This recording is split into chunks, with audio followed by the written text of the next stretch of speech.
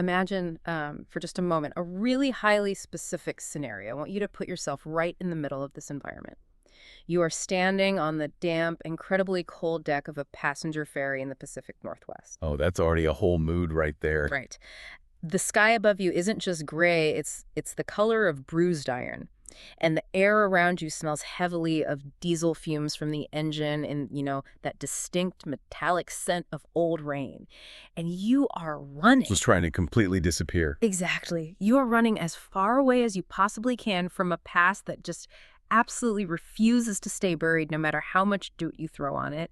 You are utterly exhausted. You just want to disappear into the thick coastal fog, to be a ghost, to be nobody at all. But then a stranger sits down on the bench right across from you. And this is where it gets so incredibly tense. Yeah, he's got these dark, completely unreadable eyes, a bright raised rope of a scar running all the way up his forearm, and after just a few minutes of seemingly mundane conversation, he leans in, and he casually offers to murder the person who ruined your life. Just right there on the ferry. Right there, he doesn't say it with malice. He says it would be his absolute honor. He tells you he just needs a name. So you're sitting there, freezing, exhausted, staring at this stranger. Do you give it to him? Do you cross that line just to finally get some peace? I mean, it is the ultimate dark fantasy when you really sit down and think about it. The idea that we could somehow just outsource our deepest, most unspeakable rage to a third party. It really captures that feeling of being totally drained, right? It is a moment that perfectly captures the profound, bone-deep exhaustion of victimhood.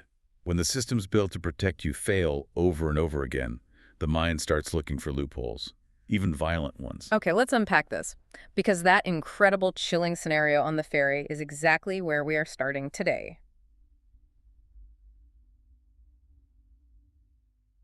Welcome back to another deep dive. Today, we are completely immersing ourselves in a truly phenomenal, highly anticipated piece of source material.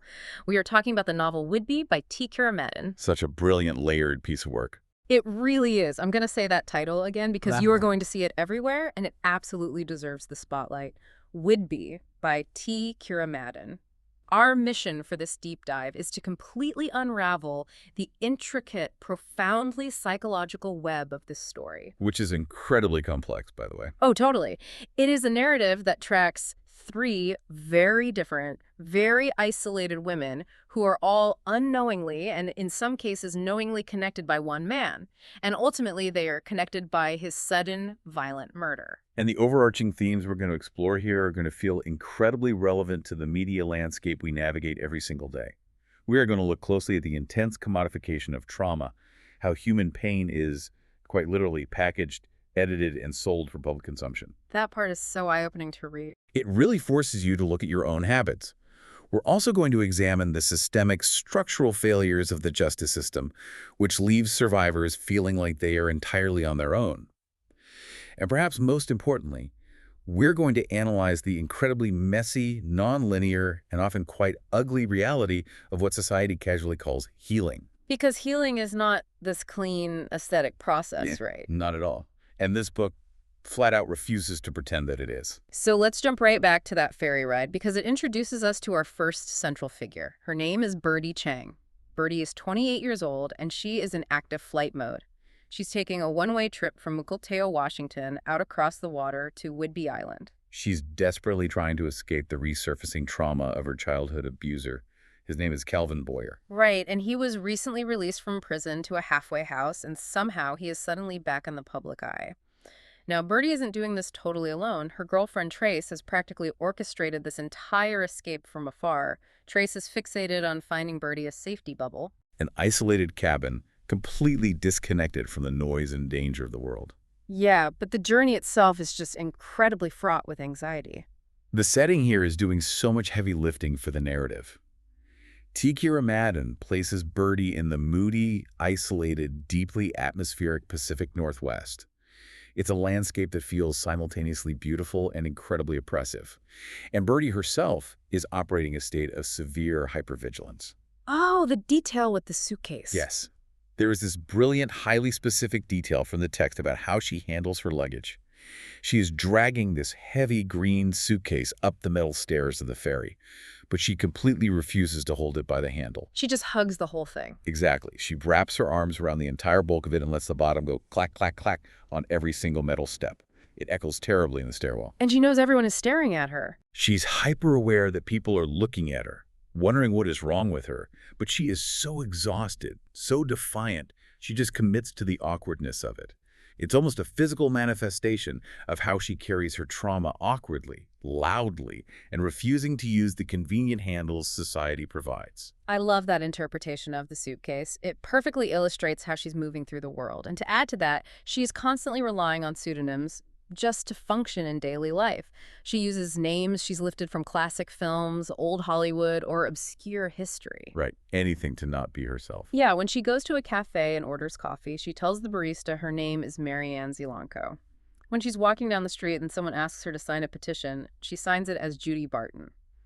And for this specific, isolated cabin rental on Whidbey Island, the name on the lease is Wilma Dean. Which gives us a fascinating psychological detail to analyze. This reliance on aliases isn't just a quirky character trait, it is a profound trauma response. There is a moment in the text where we learn a former therapist once told Birdie, "It's good sometimes to be another person." Because being Birdie Chang is just too painful. Exactly.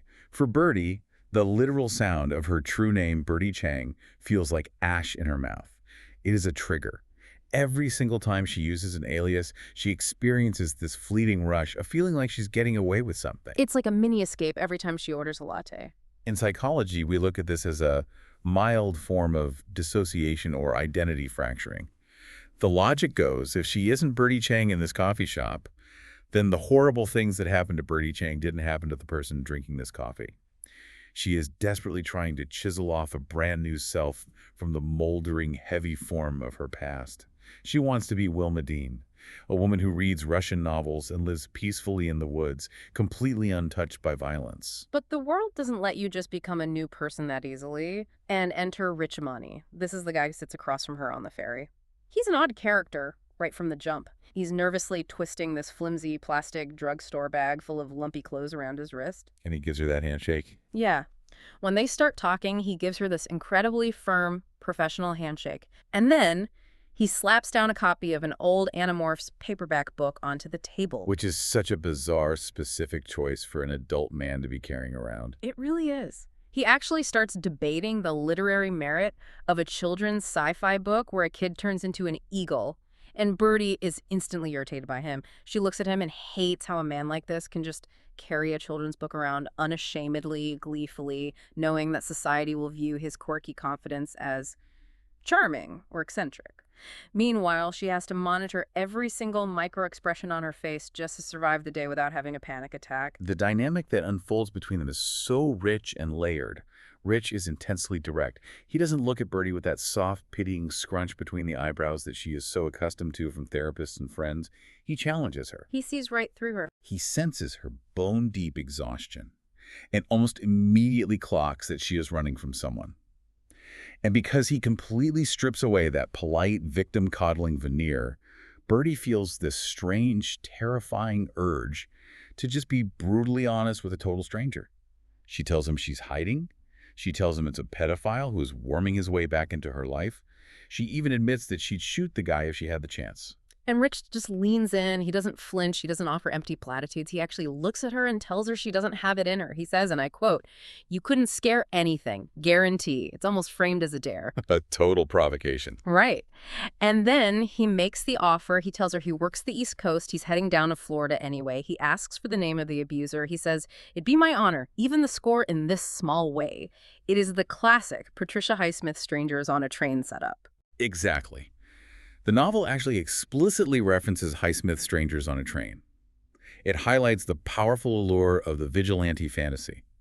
When the legal system has repeatedly failed you, when the courts have given light sentences, when the world demands that you just sit quietly in your trauma and process it cleanly in therapy, the idea of outsourcing your rage to a violent stranger is incredibly seductive. Because it's the only way to get actual control back. It's a desperate grab for a sliver of agency. You have a woman who feels entirely powerless, and suddenly a man offers her the ultimate power over her abuser's life. I really want you, listening right now, to try and imagine the sheer, crushing weight of being a perpetual victim in the eyes of everyone you know. Every single day you wake up, and your entire existence, your identity is defined by what someone else did to you years ago. You have the legal battles, the constant therapy appointments, the well-meaning but totally suffocating friends. It never ends. It becomes your full-time job. Yes. And then someone looks you in the eye and says, I can just make him disappear. Give me the name. How tempting would it be to just indulge in that fantasy even for a split second, to feel like you are the one holding the cards for once? Because Birdie does it. She actually gives Rich the name, Calvin Boyer. And she tells him exactly where Calvin lives, a halfway house down in Florida called Gateway to Grace. She gives him the name, the location, the details, and Rich just stands up, says, well, that was easy, and walks away to another part of the ferry. Leaving her just sitting there. And Birdie is left sitting there with the massive psychological weight of what just happened. Did she just order a hit on a human being? Or was it just a dark, twisted game between two weirdos on a boat? This raises an important question, though, because the fantasy ends and reality sets in, because Calvin Boyer does die. He does. The tragedy of the book is that the fallout of his death is not experienced as a triumphant victory for the victims. It is experienced as a profound, shattering tragedy by our second central figure. And this is where the narrative makes a massive geographical and emotional pivot. We leave the cold, rainy, isolating Pacific Northwest, and we drop right into the sweltering, sticky, fluorescent-lit reality of Central Florida. We need to talk about Mary-Beth Boyer. Yes, Mary-Beth is 56 years old. She works the graveyard shift at a gas station called the North Pole Gas and Save, and she is Calvin Boyer's mother. Mary-Beth is easily one of the most complex, tragic characters I've encountered in modern fiction. Society demands a very specific performance from the mothers of monsters. We want to view them as either actively complicit monsters themselves or as absolute willfully blind fools. We don't want to afford them nuance. But T Kira Madden forces the reader to sit uncomfortably with Mary-Beth's deeply flawed humanity. The inciting incident from her perspective is just completely gut-wrenching. She is sitting in her apartment when she receives a phone call from the authorities. Her son, Calvin, is dead. He was the victim of a hit-and-run on a dark road right near his halfway house, Gateway to Grace. And her reaction is so visceral. Her immediate physical reaction to this world-ending news is to just freeze. She is sitting on her cheap, pink, floral couch. She's wearing an oversized Florida Marlins t-shirt, no pants. She's drinking Sky vodka straight out of her special blue glass, and she leaves this blurry, barely legible note for herself on a torn yellow legal pad that simply says, "Identify body." It's the sheer paralysis of grief. It is paralysis, but from a psychological standpoint, it's also a profound defense mechanism kicking in. She sits there for hours as the Florida sun moves across her condo, just staring blankly at her own reflection in the mirrored wall behind her television. Just completely numb. She has lost her son, yes, but she has also lost the singular organizing principle of her entire adult life. Think about it. For nearly 2 decades, her entire existence, her daily schedule has been entirely defined by Calvin's incarcerations, his court dates, his curfews, his needs. She specifically worked the graveyard shift at the gas station so she could be awake to talk to him on the phone during his permitted daytime hours. Exactly. She was the mother of a convicted, reviled pedophile, yes. But to her primitive biological brain, he was just her boy. Her boy who loved dogs, who could point out and name all the constellations in the sky, who had this quirky habit of liking to dip his food in sauces rather than having it smothered.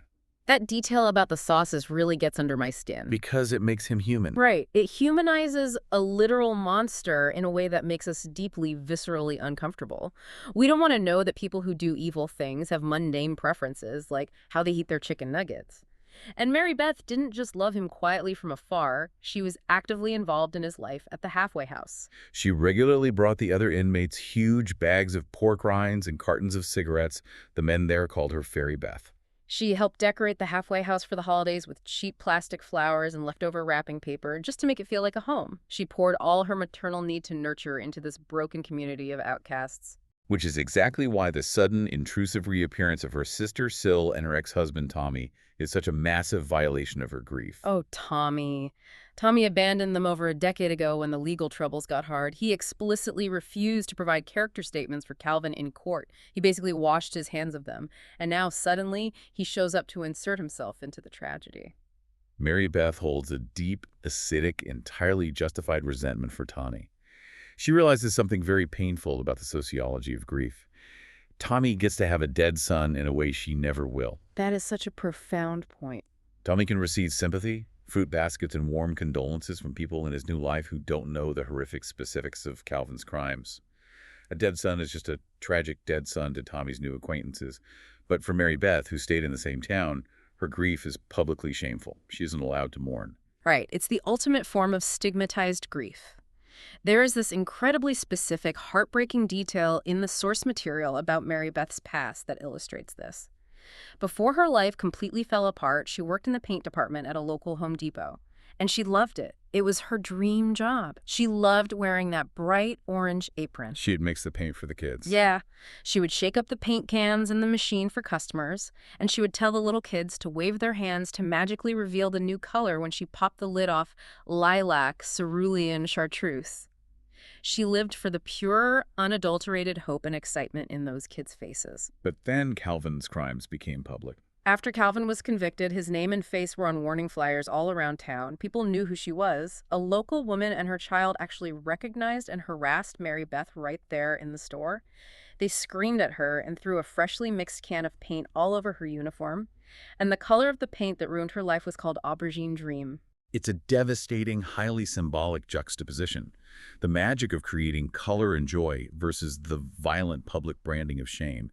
It really forces us to pause and consider the immense societal expectations placed on the mothers of criminals. How do we, as a society, expect a mother to reconcile her unconditional biological love with the horrific, inexcusable acts of her child? It's an impossible situation. Mary-Beth knows what Calvin did.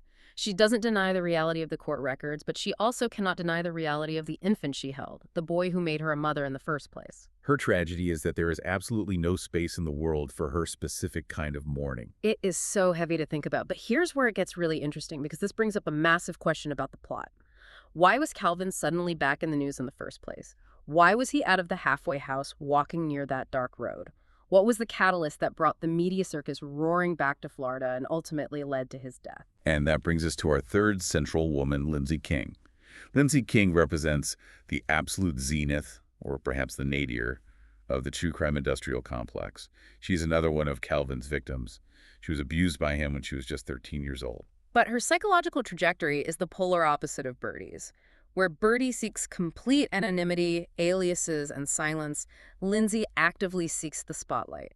She leverages her trauma into a highly visible commodity.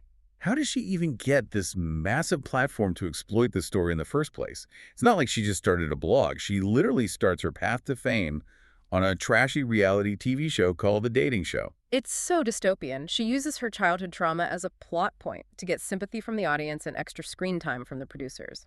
There is this highly produced, totally grotesque moment on the show where she is sobbing about her past over a plate of anemic-looking fish at a fancy dinner while her reality TV suitor reaches over and dramatically wipes a single tear from her eye for the cameras. And she successfully leverages that 15 minutes of reality TV fame into a massive, highly lucrative book deal for a memoir titled My Turn, a memoir of survival. And this is where we really have to look critically at the mechanics of the trauma memoir industry.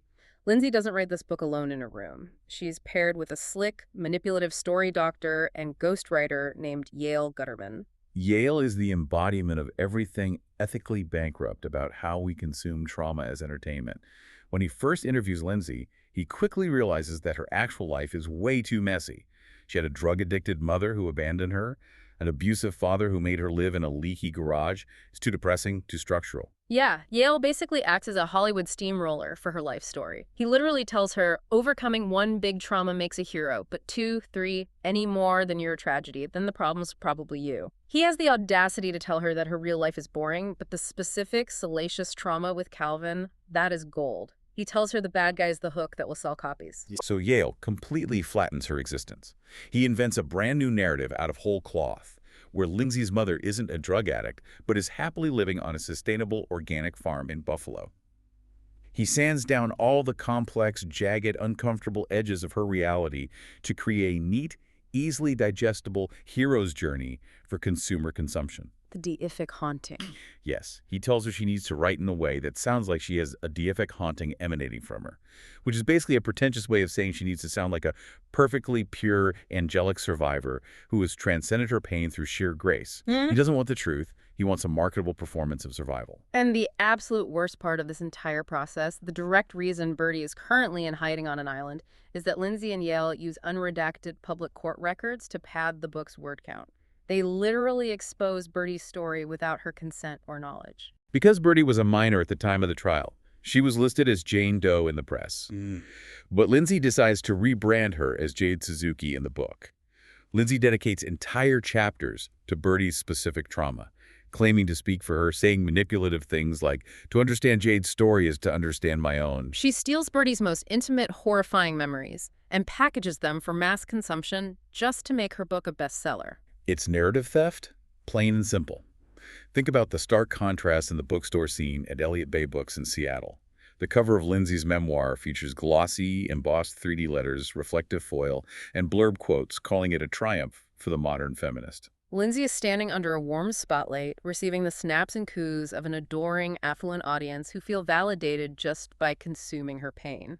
Meanwhile, Yale is standing in the back of the room, casually eating walnuts out of a bag that looked like dehydrated brains, entirely satisfied with the lucrative product he has manufactured. The contrast is stark.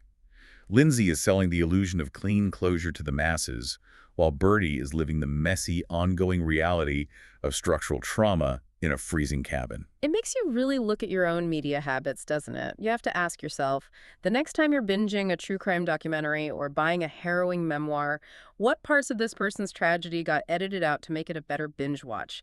Do we secretly demand that victims perform their pain perfectly in order to be believed or supported? Do we only reward the victors who can smile through their tears and offer us an inspiring takeaway, while completely ignoring the victims who are angry, broken, and just want to be left alone? It's an uncomfortable mirror to hold up. What's fascinating here is that Lindsay's media circus directly invades Birdie's sanctuary on Whidbey Island. The noise of the world simply refuses to let Birdie rest. And the mechanism of that invasion isn't just the publication of the book. It's Calvin himself reacting to the book. Right. So let's pivot to what is actually haunting Birdie on the island. We discovered that Calvin has been emailing Birdie from the halfway house. He has internet privileges, and he has managed to find her hidden email address. And these aren't just your standard scary threats. No, it's much weirder, much more insidious than that. Calvin genuinely believes that he and Birdie have this twisted, cosmic, eternal connection. He writes to her, "I feel like you and me are married." He actually says he's known her longer than anyone else in his current life. He tries to position himself as a fellow victim of Lindsay's media lies, asking Birdie to side with him against Lindsay. It is the ultimate boundary violation, to reach into her private space and demand complicity. And this introduces a massive point of friction between Birdie and her girlfriend, Trace. Trace is fiercely, aggressively protective of Birdie. When she finds out about these emails, she refers to them as radioactive material. She says Calvin's words are literally toxic, that they live in the body and hollow you out from the inside out like the heart rot of trees. Trace is so worried about this radioactive material that she flies all the way across the country to join Birdie on Whidbey Island. And when she arrives, we really get to see the true nature of their relationship. Trace's love is incredibly genuine, but it has mutated into a suffocating prison of hypervigilance. She does what she calls the coming home routine every time they enter the cabin. That's shower curtains. Yeah, she physically checks behind the shower curtains, looks under the bed, locks all the deadbolts, and grabs a large kitchen knife just to feel safe. She is completely suffocating Birdie with her caretaking. This brings up a profound concept, and trauma studies the idea of the before-trauma self and the after-trauma self. Yeah. But it goes further than that. Trauma doesn't just affect the direct victim, it acts like a virus, mutating every single relationship it touches. Trace has taken on the massive burden of being Birdie's absolute shield against the world. But in doing so, she has completely removed Birdie's agency. Trace dictates what Birdie is allowed to read, how she is allowed to heal, and what emotions are acceptable to express. The text notes that they haven't had real physical intimacy in a year, because Trace views Birdie primarily as a fragile patient who needs to be managed rather than a partner. Trace's love is like a Kevlar vest that's strapped on way too tight. It might stop a bullet, but it also stops you from breathing. And because she can't breathe, because of that suffocation, Birdie starts keeping massive secrets. She actually goes out, takes a ferry back to the mainland, and buys a copy of Lindsay's book. She smuggles it onto Whidbey Island and hides it from Trace. She hides it under the mattress, she hides it in an electronics compartment, and eventually she stashes it inside a large pasta pot in the back of the kitchen cabinet. She is secretly obsessed with reading the very book that exploited her trauma. Why would she subject herself to that? It's a desperate attempt to reclaim her own narrative. If Lindsay and Yale have stolen her story and broadcast it to the world, Birdie feels an uncontrollable compulsion to know exactly what they took. She needs to know the shape of her own ghost. But engaging with the trauma only deepens the wound. The text deeply details Birdie's horrifying sensory recall. Even when she is kissing Trace, trying her hardest to be present and intimate, she experiences the physical memory of Calvin's green teeth clacking against hers. She vividly hears the mushy, banana-chewing sound of his mouth in her ears. The trauma isn't just a memory, it is literally wired into her neurology. And she has tried absolutely everything to fix that wiring. She's done the EMDR therapy with the goggles and the blinking lights. She's done tap-tap therapy on her sternum. She's gone to holistic acupuncturists and Chinese doctors on Canal Street. She's burned mugwort in her apartment. She's taken every single self-defense class offered at the Y. She has treated healing like a full-time job. And this highlights the massive failure of the modern wellness industry when it comes to dealing with profound trauma. Let's take EMDR, for example, eye movement desensitization and reprocessing. It uses bilateral stimulation, like following a blinking light with your eyes, to help the brain's amygdala process and file away traumatic memories so they don't feel like they're happening in the present. It works for many people, but for Birdie, her brain is stuck in a permanent fight-or-flight loop because the threat, Calvin, is still actively emailing her. You cannot process a threat that is still actively hunting you. We are sold this neat idea that a green juice, a weighted blanket, and a quiet cabin in the woods can fix structural trauma. But a retreat to Whidbey Island cannot fix a fundamentally shattered sense of safety. The trauma is not in the environment, it is in the body. It is in the nervous system. So what does this all mean for our characters? We have Birdie, isolated on an island, physically haunted by emails, and mentally haunted by a memoir. We have Trace, gripping so tightly to control that she is actively losing the partner she's trying to save. We have Lindsay soaking up the media spotlight on a book tour. And we have Mary-Beth mourning a son she knows is a monster. And then Calvin is murdered. So the massive question hanging over the entire book is, who actually killed him? This is where T Kira Madden executes a truly masterful subversion of this standard thriller genre. The entire time, the reader and Birdie herself is led to believe that Rich Amani, the dark stranger from the ferry with the scar in the Animorphs book, actually went down to Florida and fulfilled the strangers on a train contract. Yes. Birdie gives him the name. Calvin dies shortly after, and we automatically think Rich did it. But then Tommy, Mary-Beth's ex-husband, brings her intel from the ongoing police investigation. The police aren't looking at a random hitman from the East Coast. They are looking at the girlfriend. They are looking at Trace. The massive twist is that Rich Amani was a complete red herring. He was a mirage born of Birdie's paranoia and fantasy. Rich is just the local guy who lives on Whidbey Island. He mows lawns and cleans cabins for tourists. He never went to Florida. He probably forgot about Birdie the second he walked off that boat. The true catalyst for the murder, the person who set the wheels in motion, was Trace. Wait, hold on. Trace, the overprotective girlfriend who checks behind shower curtains. How does that even work? She didn't shoot him herself, did she? Because the reveal in the book is staggering. Trace told Birdie she was flying back to New York from Seattle for a work emergency, but she didn't. She took a flight down to Palm Beach, she rented an SUV, she drove out to the Palmyra Pool Hall, which is a dingy locals bar right near Lake Okeechobee, just about 5 miles away from Calvin's halfway house. And we really have to sit and analyze the intense moral ambiguity of Trace's actions here. Trace operates from a place of fierce, desperate, protective love. She wants to end Birdie's suffering once and for all. But in doing so, she crosses a line and becomes a perpetrator of violence herself. She walks into that bar, a place smelling of fried catfish and stale beer, leaning into the thick, suffocating Florida heat. She approaches a group of rough locals playing pool who she already knows deeply hate, the Gateway to Grace compound, and the men living there. And she doesn't say a word. She just drops a thick, printed stack of Calvin's horrific emails right on the table in front of them. She doesn't hire a hitman. She doesn't buy a gun. She weaponizes the existing hatred of the community. She orchestrates a vigilante hit by simply providing the match to the gasoline that was already pooled on the floor.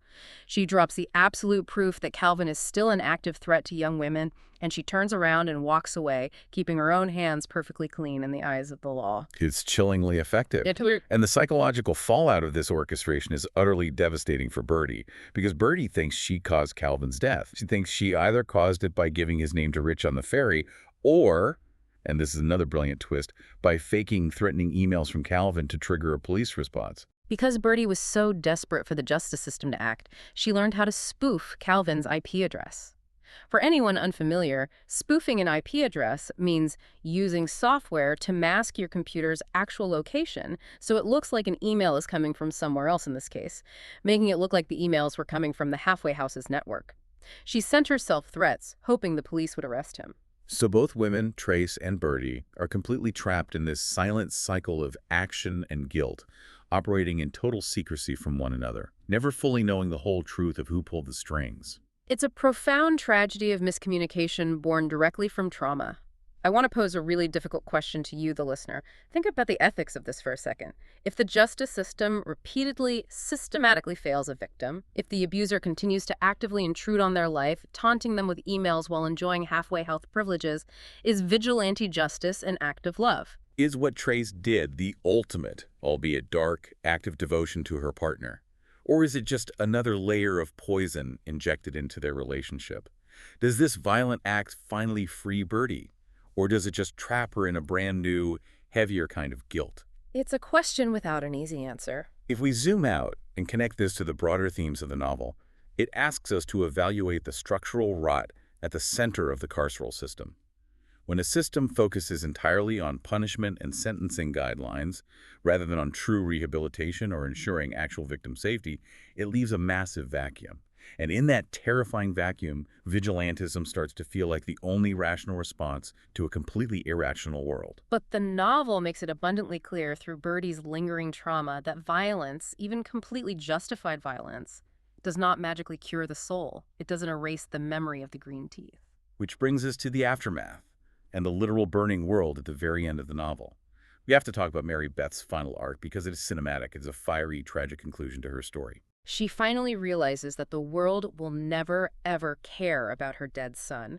The police aren't going to put any real resources into solving the murder of a convicted pedophile. The podcasters and journalists just want to exploit her grief for clicks. So what does she do? She takes Calvin's laptop, the very laptop he used to send those emails, and she walks out into the dark, humid Florida night, and she throws it straight into a gator-filled lake. It is a profound physical act of relinquishing her burden. She's throwing away the last piece of his destructive legacy. But she doesn't stop there. She needs a bigger catharsis. No, she doesn't stop. She goes into her job at the North Pole Gas and Save. She takes a copy of Lindsay's exploitative book. She lights a misty cigarette with a cheap Bic lighter, and she touches the flame to the corner of the memoir. She lets it catch, and then she throws the burning book right at the store's massive, elaborate aluminum Christmas tree display. You really have to visualize this scene because T Kira Madden paints it so vividly. The fake snow Christmas village that Mary-Beth meticulously arranged, the fluffy jeweler's cotton meant to look like snow, it all instantly starts melting into a mode of toxic fire. The flames turn this very specific Tucson peach-orange color as the plastic melts. And all this destruction is happening while the gentle, sweeping choral music of "Oh Holy Night" plays over the crackling gas station speakers. It is apocalyptic. She is literally burning down the shrine to her past, destroying the physical text that commodified her son and his victims, and symbolically burning away her own agonizing complicity. It's an incredible image. She just stands there and watches it burn, then calmly gets into her old Mercury and she drives away. She drives toward this fictionalized, idealized version of Wyoming that she's built in her mind, a place of tall mountains and wide open space, where she believes she can finally escape the suffocating humidity and the crushing public shame of her life in Florida. And concurrently, on the other side of the country, we see the quiet conclusion of Birdie's arc. The cold summer ends, Trace's money eventually runs out. Birdie has to pack up her practical green suitcase and finally leave Whidbey Island. And the crucial, realistic takeaway here is that she hasn't magically healed. The isolation of the island wasn't a cure. The violent death of Calvin wasn't a cure. But she is moving forward. She's getting back on the boat. She is re-entering the world. I love that you brought up the lack of a magical cure, because it relates directly to a fascinating detail in the author's note at the very end of the book. T Kira Madden mentions that while she was writing, she originally considered using a metaphor derived from the Pacific Northwest landscape. She learned from a local that the sword fern, which is a natural antidote to the painful sting of this stinging metal plant, often grows right next to it in the woods. She thought about using that as a neat, poetic metaphor to end the book, the idea that the healing is always growing right next to the pain, but she ultimately decided against it. Yes, she writes that the plant metaphor felt too on the nose, and more importantly, it just wasn't true to the messy, complicated experience of human trauma. Healing is almost never a clean, poetic metaphor. The antidote doesn't just conveniently sprout up next to the wound waiting for you to find it. As the narrative explicitly states in a powerful line near the end, women are rarely in receipt of what they are owed. Nobody in this entire book gets clean closure. Lindsay gets her fame and her bestseller, but she remains completely hollow and terrified of her own shadow. Mary-Beth loses her only son and abandons her entire life. Birdie survives, she gets to keep living, but she carries the psychological scars forever. The expectation of a neat, satisfying resolution is a fiction created by the true crime entertainment genre, not a reflection of reality. It really makes you sit back, take a deep breath, and exhale. We have covered an immense amount of emotional and psychological ground today. To summarize this incredible journey we've been on, Whidbey by T Kira Madden is a masterful, utterly devastating subversion of the traditional thriller and true crime genres. It takes the classic whodunit murder mystery and completely turns it inside out, forcing the reader to look at the collateral damage of the crime rather than just the clues.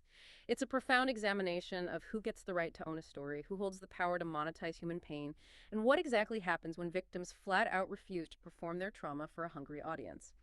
While we explored some incredibly dark themes today, from childhood abuse and identity fracturing to vigilante murder and public shame, this deep dive also highlights the raw, messy, unrelenting reality of human survival. Birdie packing her bag and getting back on that ferry is a massive victory, even if it doesn't look anything like a shiny Hollywood ending. We live in an era that is completely obsessed with sharing our personal stories, with mining our darkest, most painful moments for content, for likes, and sometimes for massive profit. But Whidbey stops us in our tracks and asks us to carefully consider the silent spaces, the people who never wanted to be protagonists, the people who are just trying to survive and want to be left alone. The next time you consume a piece of true crime media or read a harrowing memoir that ties everything up with a bow, ask yourself, who is actually profiting from this pain? And more importantly, whose voice had to be silenced or altered to make the narrative so neat and tidy for your consumption? What an incredibly powerful, lingering question to leave off on. Thank you so much for joining us on this custom-tailored deep dive today. We hope this extensive exploration of Whidbey by T Kira Madden has challenged your perspectives, moved you, and given you plenty to mull over long after you take your headphones off. Until next time, keep questioning the narrative and keep seeking the messy truth behind this story.